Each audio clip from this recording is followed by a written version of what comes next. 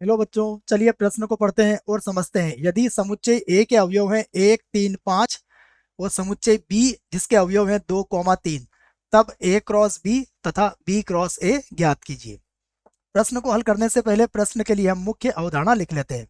तो प्रश्न की मुख्य अवधारणा जिसकी सहायता से हम इस प्रश्न को हल करेंगे, तो मुख्य अवधारणा।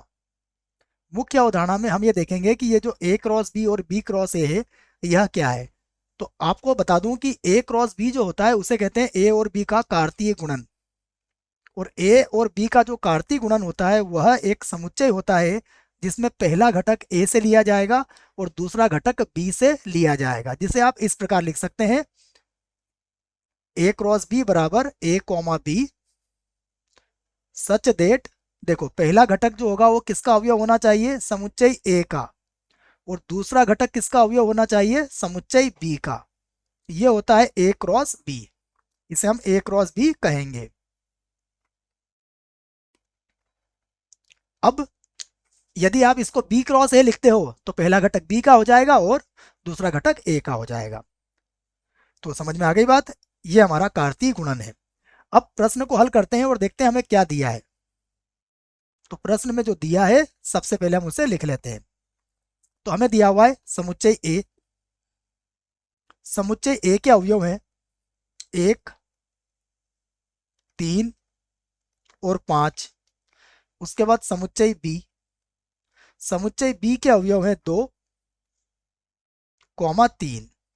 अब देखिए, जैसा कि मैंने आपको कहा कि ए और बी का जो कार्तीय गुणन होता है उसमें पहला घटक ए से लिया जाता है और दूसरा घटक बी से लिया जाता है। तो अब हम यहाँ पर ज्ञात करेंगे ए क्रॉस बी, अर्थात ए और बी का कार्तीय गुणन।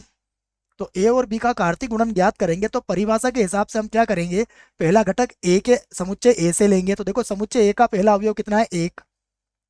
तो 1 के साथ यहाँ 2 लिख सकता हूं मैं, या फिर 1, 3 आ जाएगा, क्योंकि दूसरा घटक मुझे कहाँ से लेना है, दूसरा घटक मुझे समुच्चय बी से लेना है और पहला घटक समुच्चय ए से लेना है। तो देखो, अब लिख सकता हूं मैं 3 और 3, 2 हो जाएगा। उसके बाद आप लिख सकते हो 3, 3। उसके बाद देखो, अभी तो 5 बचा है, तो पहला घटक 5 होगा, तो 5 के साथ 2 या फिर 5, 3। तो ये हमने क्या प्राप्त किया है, यह हमने ए क्रॉस बी प्राप्त कर लिया है।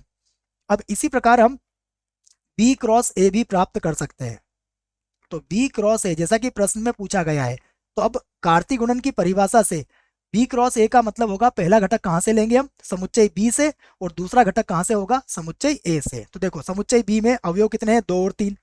तो पहला अवयव होगा 2, तो 2, 1 होगा, या फिर 2, 3 लिखेंगे आप, या फिर 2, 5।